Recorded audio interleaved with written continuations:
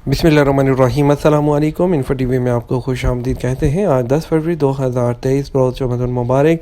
Saudi अरब की शाम तक की अहम तरीन खबरों के साथ मैं हूँ वसीम। हर लम्हा बदलती हुई सूरत हाल पर नजर रखने के लिए इन्फो टीवी को सब्सक्राइब करें। आज का न्यूज़ बुलेटिन मुकम्मल देखें। शुरू करते हैं पहली खबर के साथ। ताइफ में अलमनाक ट्रैफिक हादसा, 4 अफराद हलाक। शुमाली ताइफ में वो जुमेरात को अलमनाक ट्रैफिक हादसे में 2 उस्तानियों समेत 4 अफराद हलाक हो गए। सबक वेबसाइट के मुताबिक उस्तानियाँ शुमाली ताइफ के अलमहानी सानवी स्कूल में ड्यूटी के लिए जा रही थी। ट्रैफिक हादसे में 2 और शख्स भी हलाक हुए हैं, जिनमें से एक उस्तानियों का ड्राइवर जबकि दूसरा गाड़ी का ड्राइवर भी शामिल था। तसादुम आमने सामने से हुआ। ट्रैफिक हुकाम ने हादसे की शिकार दोनों गाड़ियों को रोड से हटाकर मुअत्तल ट्रैफिक को बहाल कर दिया था, जबकि मुतवफ़ी उस्तानियों और ड्राइवरों की लाशें अस्पताल के सर्द खाने में महफूज करवा दी गईं। फ़्लाई दुबई की जानब से रायती टिकट का ऐलान कर दिया गया। फ़्लाई दुबई ने अपने इंटरनेशनल रूट्स में शामिल कई मुल्कों के लिए रायती टिकट की पेशकश कर दी है और इब्तदा 1145 दिरहम से होगी। अमारात न्यूज़ के मुताबिक फ़्लाई दुबई का कहना है कि इंटरनेशनल रूट्स पर नई फ़्लाइट्स के इफ्तिताह के सिलसिले में रायती टिकट जारी करने का फैसला किया गया है। पेज की बुकिंग कराने की सूरत में रायती टिकट हैं वो दस्तियाब होंगे। 14 फरवरी तक बुकिंग कराई जा सकती है और सफ़र 30 मई तक कर सकते हैं।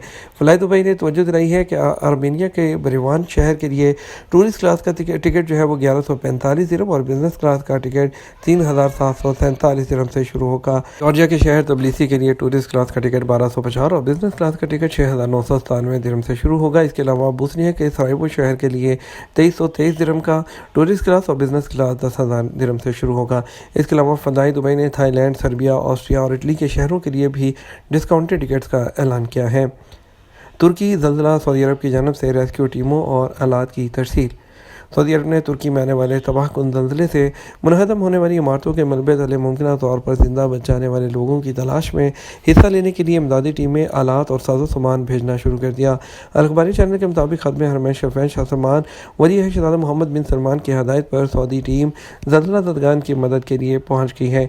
किंग खालिद इंटरनेशनल एयरपोर्ट से सऊदी त्यारा इमदादी सामान लेकर जुमेरात की सुबह 6 बजकर तुर्की और शाम के लिए रवाना कर दिया गया था।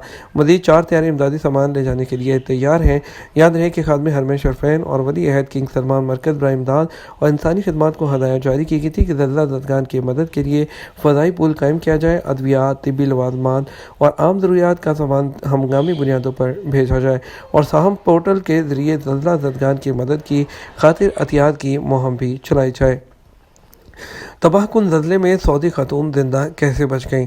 तुर्किया में मुकीम सऊदी खातून जो ज़ल्ज़ले में महफूज रही थी, उन्होंने कहा कि जब ज़मीन हिलना शुरू हुई तो वो अपने फ्लैट में थी। अखबारी चैनल से बात करते हुए सऊदी खातून ने बताया कि उनका फ्लैट गाजी अंताब जो अंटाब का इलाका है उसमें था, जहाँ बहुत तबाही हुई है।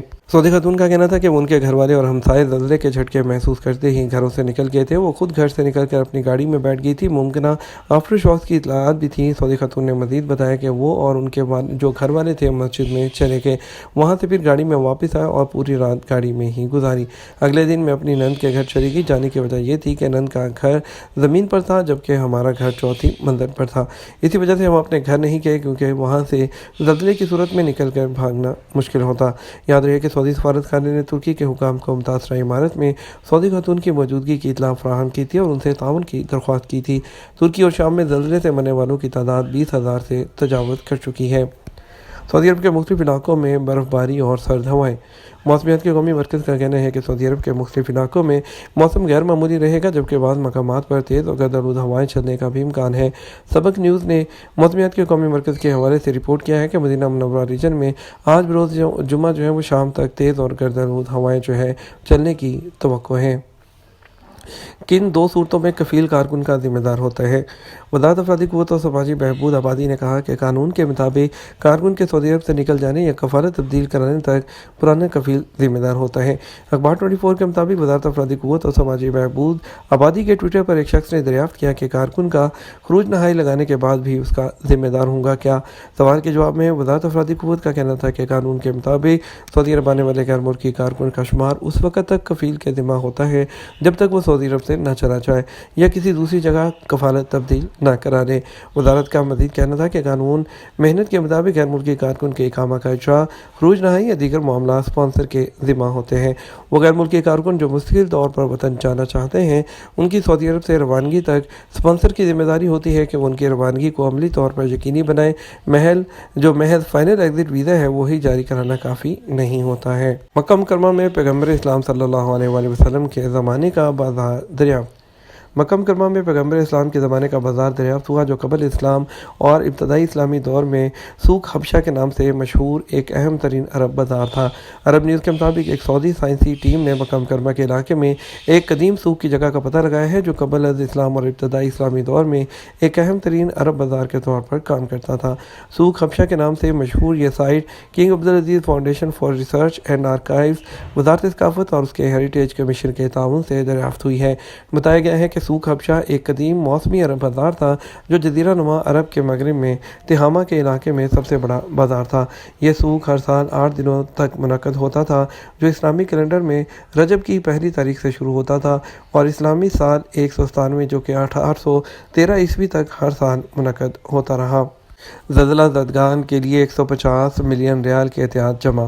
شاہ سلمان مرکز برائے امداد اور انسانی خدمات نے کہا کہ ترکی اور شام کے زلزلہ زدگان کے لیے شروع ہونے والی امدادی احتیاط میں اب تک 150 ملین ریال سے زیادہ جمع ہو چکے ہیں۔ العربیہ اور اخباری چینل نے رپورٹ کیا ہے کہ اس کی ٹیمیں متاثرین تک امدادی سامان تمام رکاوٹیں دور کر کے ہر قیمت پر پہنچانے کا عزم کیے ہوئے ہیں۔ شاہ سلمان مرکز کا کہنا ہے کہ سعودی عرب جو کچھ کر رہا ہے وہ انسانی بنیادوں پر کر رہا ہے، اس کے امدادی اہلکار ضرورت مندوں تک وہ کہیں بھی ہوں گے پہنچیں گے۔ انہوں نے توجہ دلائی ہے کہ 2 طیارے امدادی سامان لے کر جا چکے ہیں جبکہ تیسرا طیارہ روانگی کے لیے بالکل تیار ہے۔ امارات میں مقامی شہریوں اور غیر ملکیوں کی تنخواہوں میں فرق نہیں۔ وزارت اماراتائزیشن نے کہا کہ پرائیویٹ سیکٹر میں تنخواہوں کے حوالے سے مقامی شہریوں اور مقیم غیر ملکیوں کے درمیان کوئی فرق نہیں۔ وزارت افرادی قوت اور اماراتائزیشن ڈاکٹر عبدالرحمن الور نے کہا کہ ہمارے ہاں پرائیویٹ سیکٹر کی کمپنیوں اور اداروں میں تنخواہوں یا چھٹیوں یا فلیکسیبلٹی ڈیوٹی کے سلسلے میں مقامی شہری اور غیر ملکی دونوں برابر ہیں۔ اور امارات اور یوم کے مطابق امارات وزیر نے توجہ دلائی کہ ہمارے ہاں پرائیویٹ سیکٹر کی کمپنیوں میں کام کرنے والے مقامی ملازمین کو اوسطاً تنخواہ جتنی دی جاتی ہے وہ غیر ملکی ملازمین کی بھی تنخواہوں سے ملتی جلتی ہے۔ اماراتی وزیر کا کہنا تھا کہ لیبر مارکیٹ میں شرح نمو 13% سے زیادہ ہے۔ وزارت میں رجسٹرڈ کمپنیوں میں شرح نمو میں مسلسل اضافہ ہو رہا ہے۔